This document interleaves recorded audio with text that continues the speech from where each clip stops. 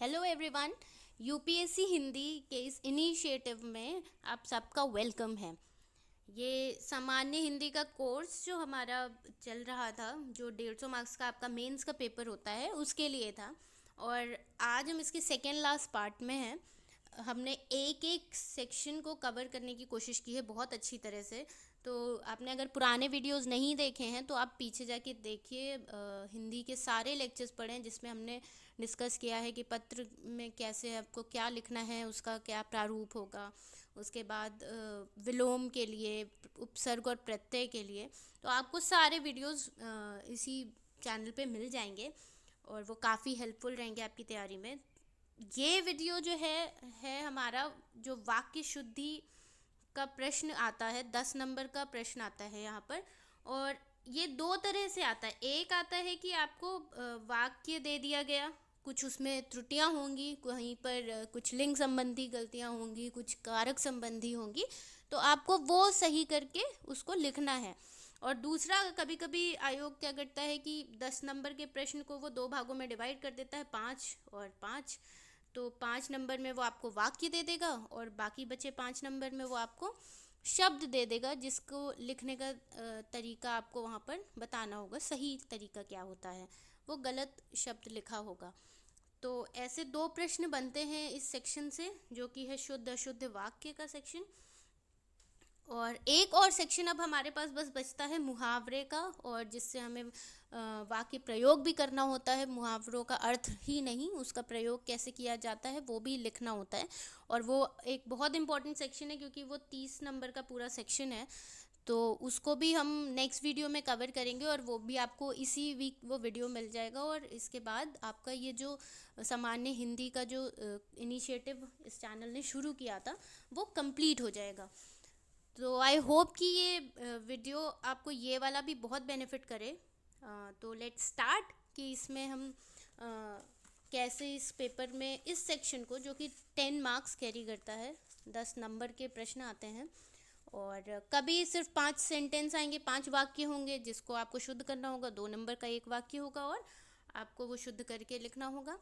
और कभी जैसे मैंने बताया कि 5 5 नंबर के वो सेक्शन बना देते हैं क्वेश्चन पेपर में, कि एक 5 5 5 वाक्य दिए हुए एक एक नंबर के, जो कि शुद्ध करके लिखने हैं, और 5 शब्द दिए जिनको आपको सही उनकी वर्तनी लिखनी है। तो आपको पहले बता दें कि देखिए, आपको प्रकार पता होने चाहिए, ताकि आप जब हिंदी व्याकरण पढ़ते हैं तो आपको पता होना चाहिए कि किस किस प्रकार की अशुद्धियाँ होती हैं। पर अच्छी बात यह है कि प्रश्न में आपको ये सब लिखना नहीं है, ना आपसे आयोग पूछता है। तो अच्छी बात है कि अगर आप वहाँ पर पर्टिकुलर त्रुटि पकड़ नहीं पाते कि ये संज्ञा की है या सर्वनाम की है, जो कि आपको सेंटेंस पढ़ के समझ में आएगा, तो भी आपको वहाँ मेंशन नहीं करना है। तो ये अच्छी चीज़ है। लेकिन कितने प्रकार की अशुद्धियाँ होती हैं ये हम देख लेते हैं। तो पहली अशुद्धि जो होती है वो संज्ञा संबंधी होती है, कि किसी का नाम दिया है और उसके साथ उसका लिंक सही नहीं लगाया है, या ऐसी नाम के साथ जो गलतियाँ होती, जो संज्ञाओं के साथ गलतियाँ होती हैं, उन्हें संज्ञा संबंधी अशुद्धियाँ कहते हैं। विशेषण के संबंधी अशुद्धियाँ होती हैं, कुछ कारक के संबंधी आपको अशुद्धियाँ मिलेंगी, कुछ लिंग के संबंधी, यहाँ पर ये गलत हो गया, लिंग के संबंधी अशुद्धियाँ होती हैं। और वचन संबंधी, एक वचन और बहुवचन संबंधी गलतियाँ होती हैं। तो ऐसी शुद्धियों को आपको पकड़ना है, उनका जो सही उत्तर होगा वो आपको वहाँ लिखना है। आपको पता है कि ये ऑब्जेक्टिव टाइप पेपर नहीं है, तो टिक नहीं करना है, आपको पूरा पूरा सेंटेंस वहाँ पर लिख के आना है। पूरे 5 सेंटेंस जो है वो लिख के आने हैं।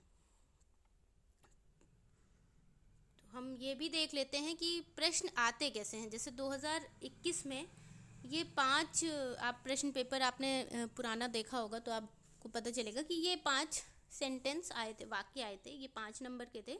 और 5 नंबर उन्होंने वर्तनी शुद्ध के लिए शब्द दिए थे। तो इसमें आप पढ़िएगा तो आपको समझ में आएगा। जैसे पहला वाक्य कि तुम तुम्हारी किताब ले जाओ। अब तुम तुम्हारी किताब ले जाओ, ये सुनने में ही आपको बहुत अटपटा लग रहा होगा कि ये सही नहीं है, इसमें गलती है। तो यहाँ पर ये तुम तुम्हारी किताब नहीं होगा, ये होगा तुम अपनी किताब ले जाओ। उसके बाद दूसरा दूसरा वाक्य देखते हैं। दूसरे वाक्य में है यही सरकारी महिलाओं का अस्पताल है। अब यहाँ पर देखिए ये जो शब्द है सरकारी, ये महिलाओं के साथ लगा हुआ है, तो सरकारी महिलाएं नहीं होती, सरकारी अस्पताल होता है। तो ये शब्द, ये वाक्य जो सही वाक्य होना चाहिए वो ये है कि यही महिलाओं का सरकारी अस्पताल है। तो ऐसी त्रुटियां होती हैं, हम इसे आगे भी देख लेते हैं। यह एक गहरी समस्या है, तो गहराई जो है वो समुद्र में होती है। समस्या के साथ जो शब्द लगेगा वो लगेगा गंभीर, समस्या गंभीर होती है, तो ये एक गंभीर समस्या है। इसी तरह मोहन आगामी वर्ष कलकत्ता गया था। आगामी मतलब आने वाला साल, तो गया था से हमें समझ में आ रहा है कि ये तो भूतकाल की बात हो रही है, तो इसके लिए यहाँ पर ये गलत हो गया और आगामी की जगह लगेगा पिछले साल।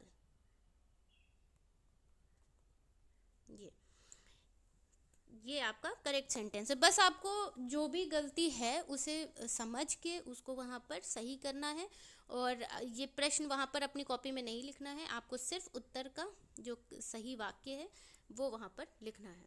जैसे गणित एक कठोर विषय है, तो कठोर तो कोई धातु या वस्तु होती है। अगर आप किसी सब्जेक्ट के बारे में बात कर रहे हैं जैसे कि गणित, तो फिर वो एक कठिन विषय होगा। गणित एक कठिन विषय है। तो ऐसे ही आपको जो है इस बार भी जब आप मेंस लिखने बैठेंगे तो आपको ऐसे ही प्रश्न देखने को मिलेंगे कि आपके पास 5 प्रश्न है और उस पर बात हुई है कि आपको उसको वाक्य शुद्ध करके भेजना है, लिखना है, माफ़ कीजिएगा, भेजना नहीं, लिखना है। तो एक एक करके हम देख लेते हैं सारे प्रश्न। कुछ प्रैक्टिस आप घर से, जैसे है मैंने पहले भी अपने वीडियोस में कहा है कि आप जो भी आपने पुराने पेपर्स लिए हैं उनमें से सॉल्व करके जाइए, वही अच्छा तरीका है। मेंस में कोई रिस्क लेने की, कोई एक्सपेरिमेंट करने की ज़रूरत नहीं है, आपको बहुत कुछ पढ़ना है। इसके लिए आप हिंदी का कोशिश करें कि जब भी आप यहाँ से पढ़ रहे हो या जो और किसी सोर्स से पढ़ रहे हो वहीं पर पूरा ध्यान केंद्रित करके उसी समय पर उसको कंप्लीट कर लें, और बचे हुए टाइम में जब भी आपने अपना समय एक निर्धारित कर रखा हो उसमें पुराने प्रश्नों को ज़रूर से ज़रूर सॉल्व करके ही जाएं। तो जैसे ये आप देखिए एक अशुद्ध वाक्य यहाँ पर है, पहले कुछ प्रैक्टिस के लिए यहाँ भी देख लेते हैं कि मेरा नाम श्री मोहन जी है। तो आपने अपना जब नाम आप मेंशन कर रहे हैं तो खुद को जो है आप कोई श्री, श्रीमान, श्रीमती नहीं लगा के संबोधित करते हैं, तो यही यहाँ पर त्रुटि है। इसका शुद्ध वाक्य क्या है? मेरा नाम मोहन है। फिर दूसरा वाक्य देख लेते हैं कि शिकारी ने उस पर गोली चलाई पर शेर बच निकला। तो इसका शुद्ध वाक्य क्या होगा? शिकारी ने गोली चलाई पर शेर बच निकला। यहाँ पर जो ये उस दिया हुआ है इसका, क्योंकि पहले कोई सेंटेंस नहीं है तो इसका कुछ अर्थ निकल नहीं रहा है, इसीलिए इसका शुद्ध वाक्य क्या होगा कि शिकारी ने गोली चलाई पर शेर बच निकला। इसी तरह दूसरा शुद्ध वाक्य देख लेते हैं कि तमाम देश भर में यह बात फैल गई।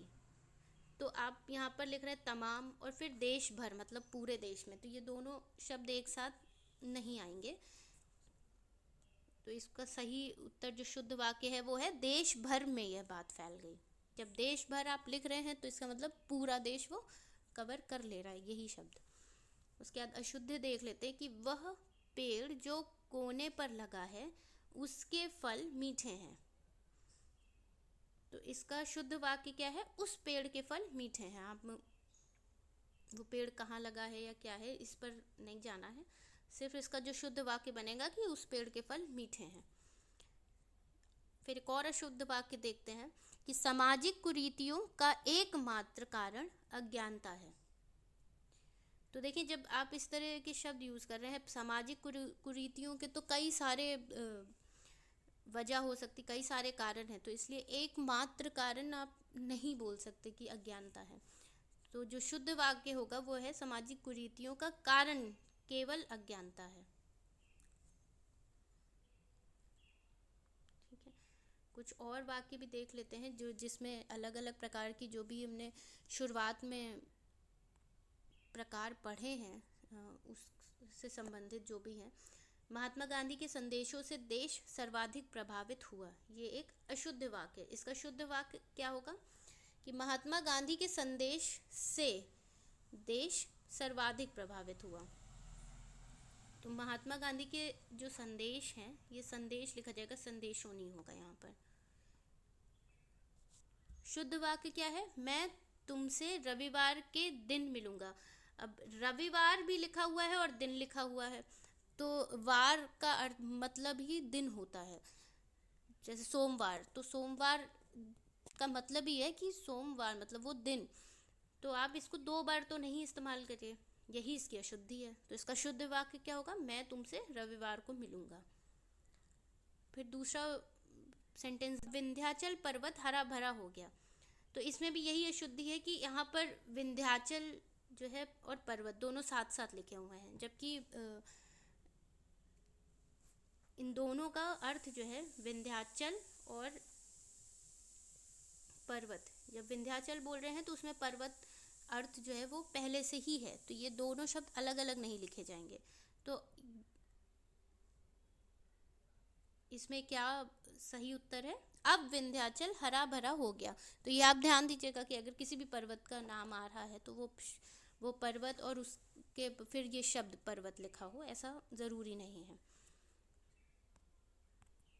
उसके बाद दूसरा शुद्ध वाक्य देख लेते हैं कि तुम 20 तारीख को कहाँ रहोगे, ये शुद्ध वाक्य है। अशुद्ध वाक्य है कि तुम 20 तारीख के दिन कहाँ रहोगे। अब तारीख भी बोला जा रहा है यहाँ पर और दिन भी बोला जा रहा है, तो ये दोनों शब्द एक साथ नहीं आएंगे, इसलिए ये गलत हो गया। शुद्ध वाक्य क्या है, तुम 20 तारीख को कहाँ रहोगे। फिर अशुद्ध वाक्य देख लेते हैं कि भारत गुलामी की दास्ता से मुक्त हुआ। तो गुलामी और दास्ता इसका एक ही अर्थ है, ये संज्ञा की सारी अशुद्धियाँ हैं। तो यहाँ पर शुद्ध क्या होगा, या तो आप गुलामी लिखें या फिर दास्ता लिखें। तो भारत गुलामी से मुक्त हुआ या भारत दास्ता से मुक्त हुआ।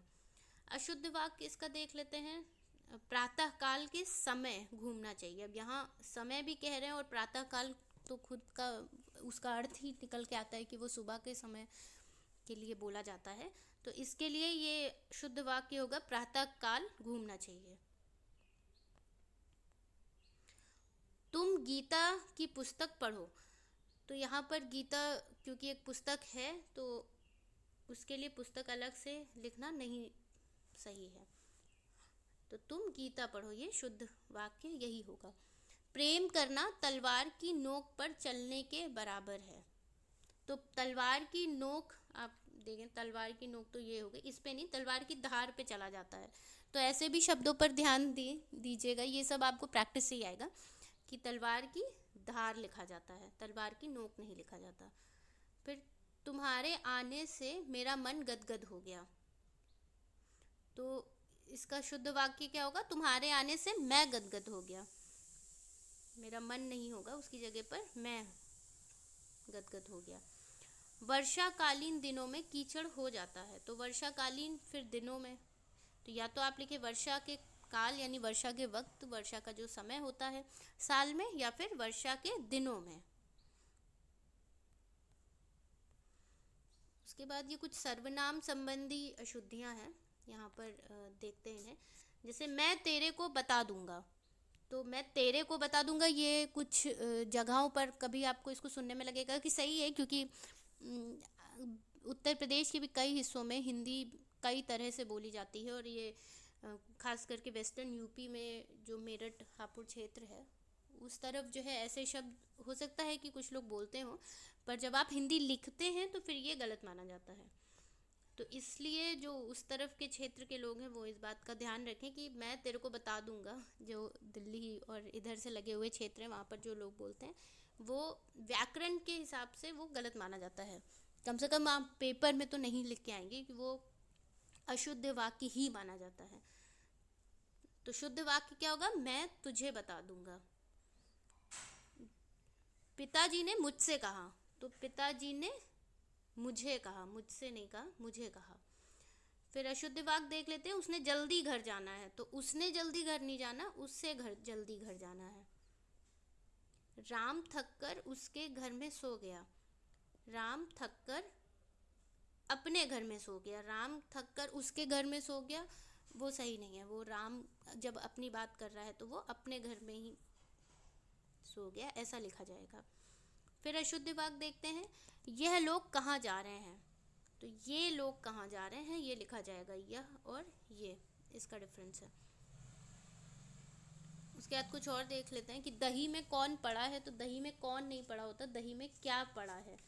ये कुछ सेंटेंस बता रहे हैं कि आपको जब वहाँ पढ़ेंगे तो समझ में आएगा कि इसमें क्या त्रुटि है, पर प्रैक्टिस करके फिर भी जाना ज़रूरी है। आप सोचें कि यहाँ पर समय नहीं है तो मैं नहीं देखता हूँ, या वहीं पर जाके सीधे लिखेंगे तो नहीं, आप छोटी छोटी बहुत सी गलतियाँ कर देंगे। इसलिए अच्छा यही होगा कि आप कुछ कुछ प्रैक्टिस यहाँ से करके जाएं, वही सही तरीका है पेपर में जाने का। उसके बाद कुछ और वाक्य देख लेते हैं कि तुम्हारे में से कौन वहाँ जाएगा, तुम में से कौन वहाँ जाएगा, ऐसा सुनने में भी सही लग रहा है। फिर अशुद्ध वाक्य कि लीजिए प्याला भर दें, तो ये शुद्ध वाक्य होगा लीजिए आपका प्याला भर देता हूँ, प्याला भर देता हूँ, ये सही वाक्य है। उसके बाद अशुद्ध वाक्य वह वो लोग, वाह जो ये आता है, जैसे यह गलत है इसके लिए ये लिखा जाता है, वैसे ही वह की जगह वे लोग जा रहे हैं। उन्हें सब पता लग जाएगा, तो उनको सब पता चल जाएगा, उन्हें नहीं बोला जाता, उनको लिखा जाएगा। किसानों में रोष था इसलिए घेराव किया, किसानों में रोष था इसलिए उन्होंने घेराव किया। वह मेरा दोस्त है, वह मेरे साथ पढ़ता है, तो ये आप देखिए यहाँ पर जो प्रश्न आया है उसमें ये ऑलरेडी कॉमा भी लगा हुआ है, तो ये भी कंसीडर करिएगा। अगर कोई मार्क कोई भी ऐसा कॉमा या पूर्ण विराम या कुछ भी ऐसा लगा है तो उसको पढ़ते वक्त मार्क करिएगा कि ये यहाँ पर इस तरह से दिया हुआ है और ये शुद्ध है या अशुद्ध लगा हुआ है, और उस हिसाब से अपना उत्तर दीजिएगा। तो अशुद्ध वाक्य ये है, इसमें शुद्ध वाक्य है कि वह मेरा दोस्त है जो मेरे साथ पढ़ने आया है। यहाँ पर 2 बार आप वह मेरा किसी को ऐसे नहीं बुलाते हैं कि कोई, अगर आप किसी और को संबोधित कर रहे हैं तो आप उसको हर बार नाम से या उसके सर्वनाम से बुलाते रहें, तो इसलिए ये एक साथ बोला जाएगा। वह स्कूटर जिसे मैंने कल खरीदा था वह आज बिक गया, तो इसका शुद्ध वाक्य है वह स्कूटर आज बिक गया जिसे मैंने कल खरीदा था। उसके बाद कमल यहाँ आया और बताया कि सब ठीक है, कमल यहाँ आया और उसने बताया कि सब ठीक है। तो कमल के बारे में अगर यहाँ बात हो रही है तो उसका जब दोबारा कोई सेंटेंस शुरू हुआ, उसी से जुड़ा हुआ दूसरा वाक्य जब शुरू होता है तो उसमें जो भी उसके लिए उपयुक्त सर्वनाम है वो लिखा जाएगा। उसके बाद कुछ और देख लेते हैं हम सेंटेंस कि जैसे मौर्यकालीन समय में लोग सुखी थे। अब यहाँ पर यही त्रुटि है कि मौर्यकालीन और फिर समय ये दोनों एक साथ ही आ गया। अगर मौर्यकालीन लिखा है तो इसका मतलब वो मौर्यकाल की ही बात कर रहे हैं, तो आप एक ही चीज़ लिखें, तो ये होगा मौर्य काल में लोग सुखी थे। फिर अशुद्ध वाक्य एक और देख लेते हैं कि रेशमी कढ़ाई के धागे उत्तम होते हैं, तो कढ़ाई के रेशमी धागे उत्तम होते हैं, रेशमी कढ़ाई नहीं होती, कढ़ाई जो होती है उसमें धागे रेशमी होते हैं। उसके बाद आकाश में दीर्घकाय बादल दिखाई दिया, तो आकाश में दीर्घकाय नहीं, एक विशालकाय बादल दिखाई देते हैं, बड़े साइज के जब होते हैं तो उसे विशालकाय बोलते हैं। दादाजी की बीमारी चिंतनीय है, दादाजी की बीमारी चिंताजनक है। वह मुझसे सभीत है, तो सभीत नहीं भयभीत है, ऐसे कुछ शब्द भी गलत आएंगे तो इस तरह से भी आप देख के जाएं। कि अधिकांश लोगों का यही विचार है, तो अधिकतर लोगों का, अधिकांश का नहीं, ज़्यादातर जैसे लिखते हैं या अधिकतर, तो अधिकतर लोगों का यही विचार है। प्रायः सभी लोग ऐसा सोचते हैं, प्रायः या फिर सभी आप एक ही चीज़ लगा सकते हैं, तो प्रायः ऐसा सोचते हैं या सभी ऐसा सोचते हैं। उसके बाद राजा के 2 पुत्र और 2 पुत्रियां थे, तो अब यहाँ पर इसका जो शुद्ध वाक्य है वो है राजा के 2 पुत्र और 2 पुत्रियां थीं। जो भी बाद की आपकी लिंग आ रहा है उस हिसाब से आपको यहाँ शब्द लिखना है। खबर सुन के मैं विस्मय हो गया, खबर सुनकर मैं विस्मित हो गया, विस्मय नहीं विस्मित हो गया। युग की मांग का यह बीड़ा कौन चबाता है? तो ये चबाता नहीं है, ये बीड़ा उठाया जाता है। ऐसे वाक्य आप सुनते भी रहते होंगे, तो आपको बहुत सारे शब्द या वाक्य वहाँ मिलेंगे जो आपने सुने होंगे, तो आपको पढ़ के समझ में आएगा कि इसमें क्या त्रुटि है। जैसे बीड़ा उठाया जाता है, बीड़ा कोई चबाता नहीं है। तो यह अशोभनीय वातावरण उपस्थित है, यहाँ पे अशोभनीय वातावरण उपस्थित है। तो उपस्थित का यहाँ पर कोई अर्थ नहीं निकलता, यह अशोभनीय वातावरण है। उसने मेरा गाना और घर देखा, उसने मेरा गाना सुना, गाना सुना जाता है और घर देखा जाता है। अगर आपने सुना शब्द नहीं लिखा तो कोई अर्थ नहीं निकलता है गाना का, क्योंकि गाना सुना जाता है। वह कमीज डालकर सो गया, वह कमीज पहन कर सो गया, कमीज डालकर नहीं सो गया। फिर और देख लेते हैं। मैं आप सबका धन्यवाद करता हूँ।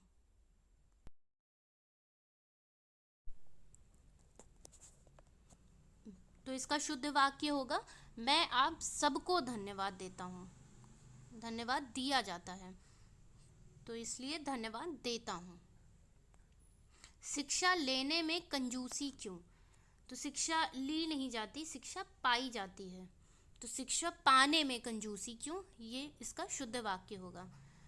वह गालियाँ निकालता रहा, तो गालियाँ निकालता रहा तो कहीं कुछ सामान नहीं है जो किसी डिब्बे में रखा है और वहाँ से निकाल रहे हैं, इसलिए ये शुद्ध वाक्य इसका क्या होगा, वह गालियाँ बकता रहा या बोलता रहा। उसके बाद कुछ और वाक्य देख लेते हैं कि इस पाठ को पढ़ो। तो यह पाठ पढ़ो, आप इस तरह से इसको बोलें, वो ज़्यादा शुद्ध वाक्य हुआ। तुमको इस पाठ को पढ़ना है, तो तुम्हें यह पाठ पढ़ना है। देखिए, तुम्हें यह पाठ पढ़ना है इस तरह से आम बोलचाल की भाषा में नहीं बोला जाता है। तो आम बोलचाल की भाषा में शायद आप इसी तरह बोले कि तुमको ये पाठ पढ़ना है, लेकिन जब आप लिखते हैं इस चीज़ को, और ख़ास करके जब आप पीसीएस के मेंस एग्ज़ाम में लिखते हैं, तो आपको ये ध्यान रखना होगा कि जो सही व्याकरण में माना जाता है आप वही लिखें। तो तुम्हें यह पाठ पढ़ना है, ये सही वाक्य है। फिर उसके बाद मुझे बहुत पुस्तकों को पढ़ना पड़ता है, तो मुझे बहुत पुस्तकें पढ़नी पड़ती हैं, पुस्तकों को पढ़ना नहीं, पुस्तकें पढ़नी पड़ती हैं।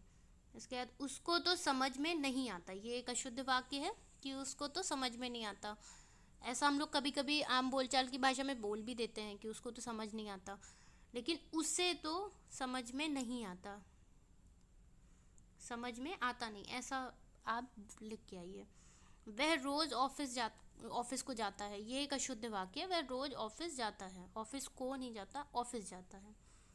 वह बस के साथ ही यात्रा कर रहा है, तो बस के साथ साथ नहीं, बस से यात्रा कर रहा है। देखिए, जैसे मैंने पहले भी बताया कि दो तरह से प्रश्न पूछ रहा है आयोग, कभी कभी एक ही तरह से पूछते हैं, कभी दो तरह से आ जाते हैं। तो ये दूसरी तरह का है, यहाँ पर प्रश्न बनता है।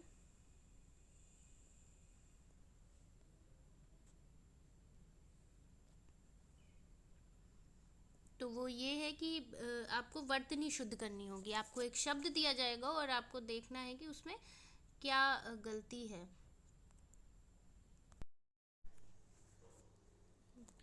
तो जैसे ये शब्द है कवयित्री, अब कवयित्री में वा में छोटी ई की मात्रा नहीं है, इस बात का आपको ध्यान रखना है। ये यहाँ पर गलत शब्द लिखे हैं, अशुद्ध शब्द लिखे हैं, और ये करेक्ट है। उसके बाद विदुषी, तो विदुषी में वा में छोटी की मात्रा होगी।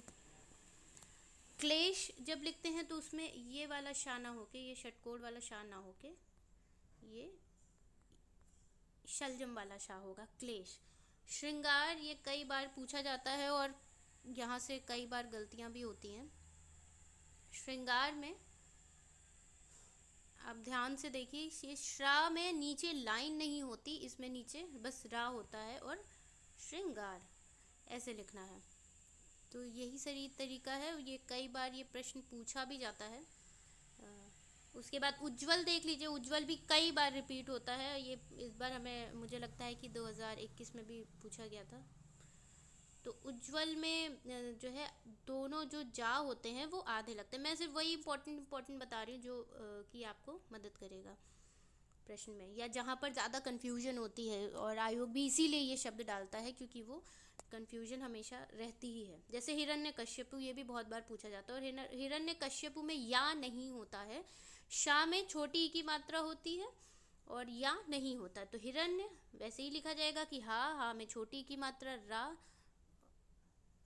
णा आधा, और या फिर का और का में का, फिर शा और शा में छोटी की मात्रा पा और उसमें ऊ की मात्रा। लेकिन या नहीं होता, जो कि ज़्यादातर, और शा आधा कर देते हैं ज़्यादातर। यही गलतियाँ होती, अशुद्ध जो वाक्य या शब्द लिखा रहता है उसमें यही गलतियाँ करते हैं वो।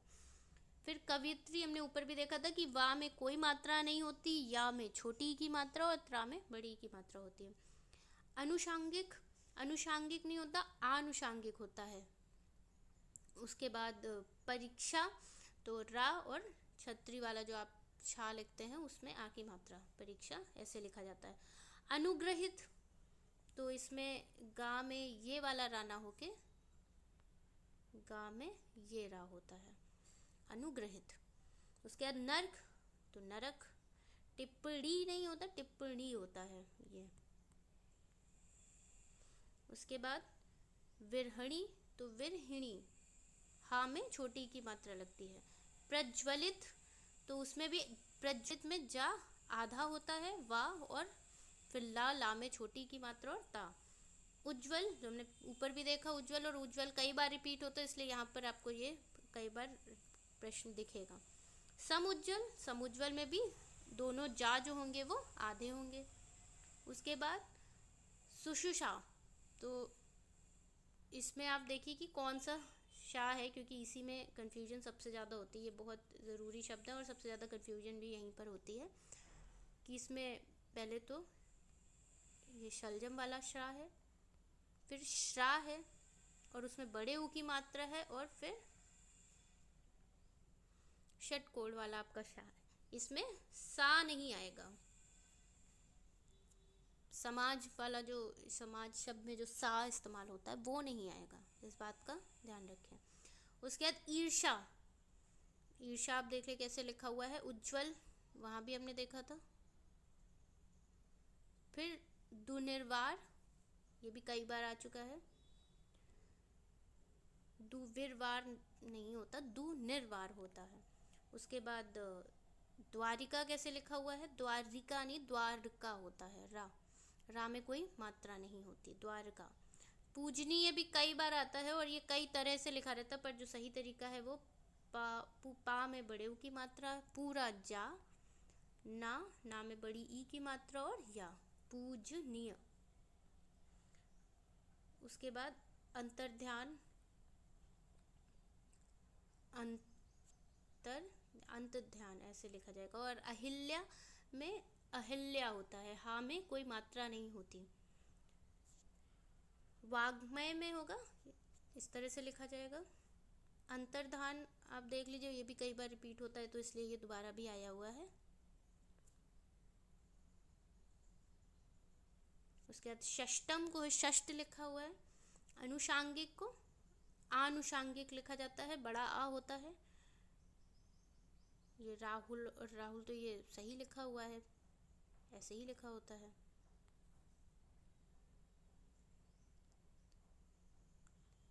संस्कृत्यायन, तो इसमें ये इस तरह से लिखा जाएगा, सांस्कृत्यायन, यानी कि आधा सा जो है वो नहीं होगा। फिर जागृत, तो जागृत होता है, ये रा ऐसे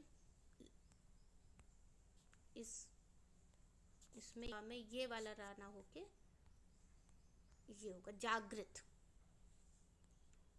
ज्योत्सना, तो अब देखिए ज्योत्सना कैसे लिखा हुआ है, आधा सा होता है, तो ता भी आधा हुआ, उसके बाद आधा सा, फिर ना में आ की मात्रा। हिरण्यकश्यप पहले भी देख चुके हैं। उसके बाद और शब्द देख लेते हैं। अच्छुण्य, तो या नहीं होता, वो आधा ड़ा और उसके बाद पूरा ड़ा, अच्छुण। फिर पौरुष, तो पौरुष होता है। अंधिकार होता है, बड़ी की मात्रा नहीं होती, धा में छोटी की मात्रा होती है। अधीन में इसी तरह धा में बड़ी की मात्रा होती, अधीन होता है व्यक्ति, अधीन नहीं होता। चरमोत्कर्ष, तो रा पूरा लिखा जाएगा, माँ में ओ की मात्रा होगी, तो चरमोत्कर्ष। उसके बाद होता है अंत्याक्षरी, ये भी कई बार पूछा गया है, अंत्याक्षरी। फिर कवित्री पहले भी देख चुके हैं, पूजनी भी देख चुके हैं। तदुपरांत, तदोपरांत नहीं होता, यह अशुद्ध है, तदुपरांत होता है। और कई बार हम ऐसे शब्द लिखते चले जाते हैं तो हमें लगता है यही सही है, पर जब पेपर में प्रश्न आता है और हम गलत करके आते हैं तो फिर नुकसान होता है हमें। अब उसी तरह स्थाई जो है वो या लिखा जाएगा जिसमें बड़ी की मात्रा होगी। जल्दी, तो ला आधा और उसमें दा में ई की मात्रा। प्राकथन, प्राकथन का आधा होगा फिर पूरा का होगा। क्षेत्र, देख लें आप क्षेत्र कैसे लिखा हुआ है, ये क्षत्रिय वाला शाह होगा ये। उसके बाद रासायनिक, रासायनिक होगा, रा में भी आ की मात्रा होती है। फिर प्रतिवादी, तो प्रतिवादी वा में आ की मात्रा और दा में बड़ी की मात्रा। द्वंद्व, तो ये जो दा है इसमें भी नीचे वा लगेगा। उत्सव में ता आधा होता है। निर्देशन में निदर्शन होता है। परलौकिक की जगह पर पारलौकिक होता है। उसके बाद हस्ताक्षेप, हस्तक्षेप होता है। कुमुदनी की जगह ये दा में छोटी मात्रा होती है तो इसलिए कुमुदिनी होता है, कुमुदनी नहीं होता। यानी, तो ना में छोटी की मात्रा होती है, वो सही है, यानी। वाल्मीकि, तो वाल्मीकि भी कई बार पूछा जाता है और इसमें माँ में तो बड़ी की मात्रा होती है लेकिन का में छोटी की मात्रा होती है, वाल्मीकि। उज्ज्वल हम देख चुके हैं, द्वंद्व दे चुके हैं। जिजीविषा, जिजीविषा भी आता रहता है प्रश्न, तो जी विषा नहीं होता, जी जा पहले जा में छोटी की मात्रा होती है, तो ये चीज़ ध्यान रखनी है। अप्रयुक्त नहीं होता, उपयुक्त होता है, उ पा और या में ऊ की मात्रा और रा लगता है, तो उपयुक्त। फिर अधिशासी, तो ये सा जो है वो समाज शब्द में जो सा होता है वो ये सब अधिशासी। फिर अभिज्ञ, अनभिज्ञ, अनभिज्ञ में जो भा है उसमें छोटी की मात्रा रहेगी, अनभिज्ञ। ज्योत्सना में ता हमने देखा कि आधा होता है, सा भी आधा ही लगेगा, तो अब बनेगा ज्योत्सना। और सन्यासी में सा के ऊपर बिंदी और आधा ना, सन्यासी।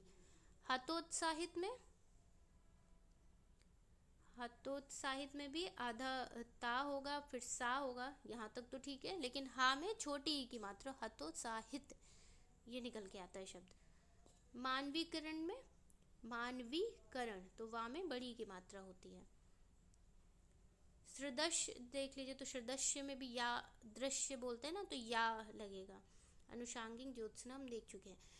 तो ये सारे वीडियो हमने देख लिया। अब इसी के साथ ये सेकेंड लास्ट वीडियो था, मैंने पहले भी बताया। अब बस एक वीडियो बचा हुआ है मुहावरों का, और उसके बाद आपका ये जो पूरा इनिशिएटिव है कंप्लीट हो जाएगा।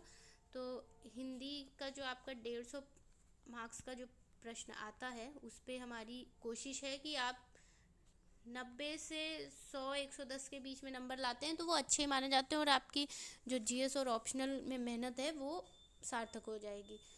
तो ऑल द वेरी बेस्ट। अब बस एक मुहावरों का वीडियो इसके बाद आपको इसी हफ्ते मिल जाएगा।